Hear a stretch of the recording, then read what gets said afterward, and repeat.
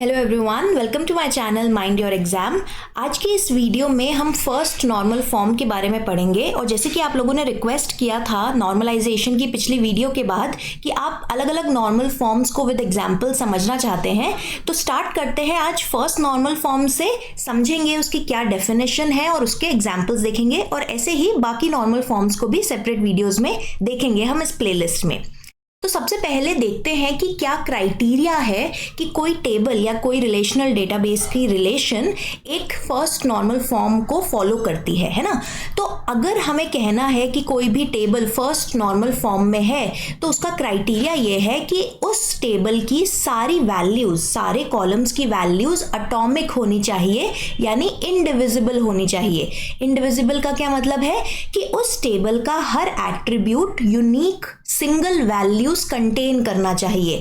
इसका मतलब एक कॉलम में एक सिंगल रो के लिए मल्टीपल वैल्यूज अलाउड नहीं है, ठीक है। और ग्रुप्स और एरेज भी अलाउड नहीं है जो कि यूनिक ना हो और रिपीट हो रहे हो। तो मैं इसे एग्जांपल से आपको समझाती हूँ।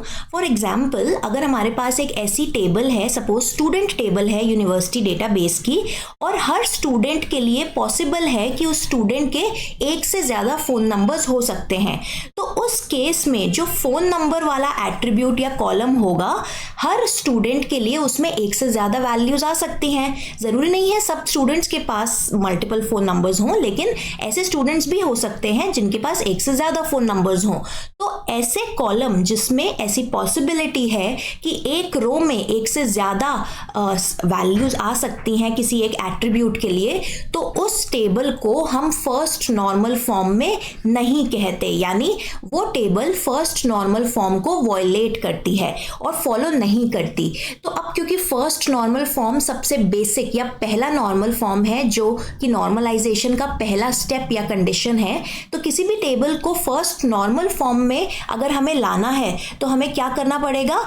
हमें जो ऐसा कॉलम है जिसमें एक से ज़्यादा वैल्यूज़ या मल्टीपल वैल्यूज़ आ रही हैं हर रो के लिए, तो हमें उस टेबल को इस तरीके से डिवाइड करना है ताकि उस कॉलम की, यानी टेबल को ब्रेक डाउन नहीं करना, टेबल के ही कॉलम को अब एक सेपरेट रोज में क्रिएट कर देना है। यानी हर वैल्यू अब एक सेपरेट रो में आएगी ताकि हर रो के लिए एक ही वैल्यू पॉसिबल हो उस पर्टिकुलर एट्रीब्यूट की। सो फॉर एग्जांपल, पहले अगर स्टूडेंट ए के लिए फोन नंबर वाले कॉलम में 3 फोन नंबर्स की वैल्यू आ रही थी, तो फर्स्ट नॉर्मल फॉर्म में कन्वर्ट करने के बाद स्टूडेंट ए की हम 3 रोज बना देंगे।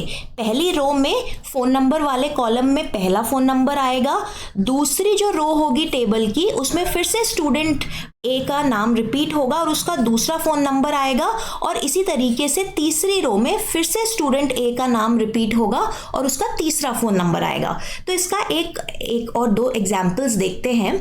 सपोज हमारे पास ये टेबल है जिसमें हमने स्टूडेंट आईडी स्टोर कर रखा है, स्टूडेंट का नाम स्टोर कर रखा है और कोर्सेज स्टोर कर रखे हैं जो वो स्टूडेंट अभी पढ़ रहा है, ठीक है। तो यहाँ पे जो एलिस स्टूडेंट है उसका रोल नंबर या आईडी है 101, नेम है एलिस, और वो 2 कोर्सेज पढ़ रही है, मैथ्स और हिस्ट्री।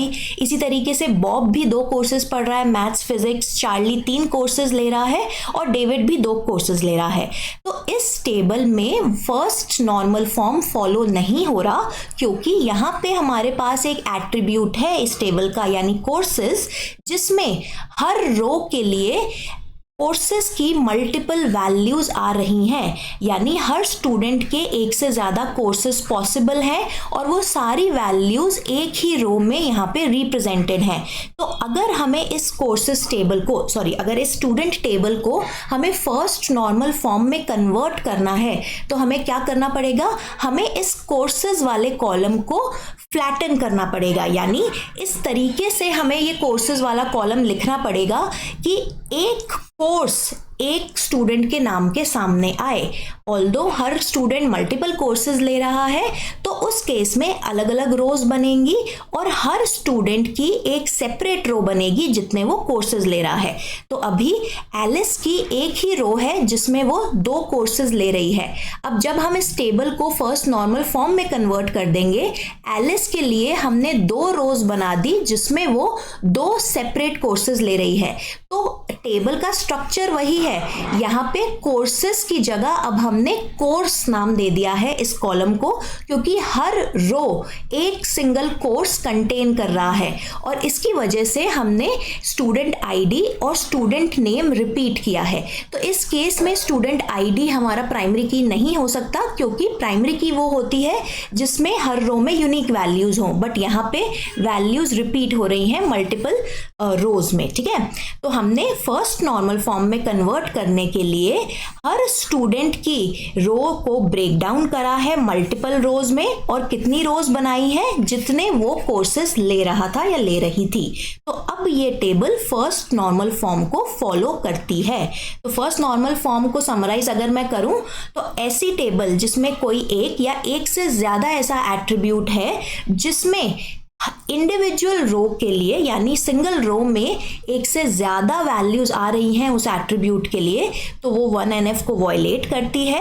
और उसको उस टेबल को अगर हमें 1NF में लाना है तो हम उस टेबल को इस तरीके से कन्वर्ट करेंगे कि जो वो मल्टी वैल्यूड एट्रीब्यूट है उसकी हर वैल्यू एक सेपरेट रो में आ जाए बाकी रोज के साथ। ठीक है, एक और एग्जाम्पल लेके आपको मैं समझाती हूँ। ये एग्जाम्पल मैंने फंडामेंटल्स ऑफ डेटाबेस सिस्टम जो एल मास्री और नवाथे की बुक है उसमें से लिया है। यहाँ पे हमारे पास एक टेबल है डिपार्टमेंट, जिसमें डिपार्टमेंट का नेम, डिपार्टमेंट का नंबर, डिपार्टमेंट का मैनेजर का SSN और डिपार्टमेंट की लोकेशन स्टोर्ड है। डिपार्टमेंट नंबर यहाँ पे प्राइमरी की है। इस केस में डी लोकेशंस जो एट्रीब्यूट है या ये जो कॉलम है, इसमें एक रो में रिसर्च वाले डिपार्टमेंट के लिए एक ही रो में मल्टीपल लोकेशंस आ रही हैं। तो इस रो की वजह से यहाँ पे ये टेबल 1NF फॉलो नहीं कर रही, यानी 1NF या फर्स्ट नॉर्मल फॉर्म वॉयलेट हो रहा है, क्योंकि डी लोकेशंस एक मल्टी वैल्यूड एट्रीब्यूट है। तो अगर इसे हमें फर्स्ट नॉर्मल फॉर्म में लाना है इस डिपार्टमेंट टेबल को, तो हमें क्या करना होगा, हमें डी लोकेशन वाले एट्रीब्यूट को मल्टीपल रोज में ब्रेक डाउन करना है। यहाँ पे रिसर्च वाले डिपार्टमेंट की 3 लोकेशंस थी जो कि सेम ही रो में आ रही थी। अब हमने इन 3 लोकेशंस को 3 सेपरेट रोज में डिवाइड कर दिया है और यहाँ पे डिपार्टमेंट का नेम रिपीट हुआ है।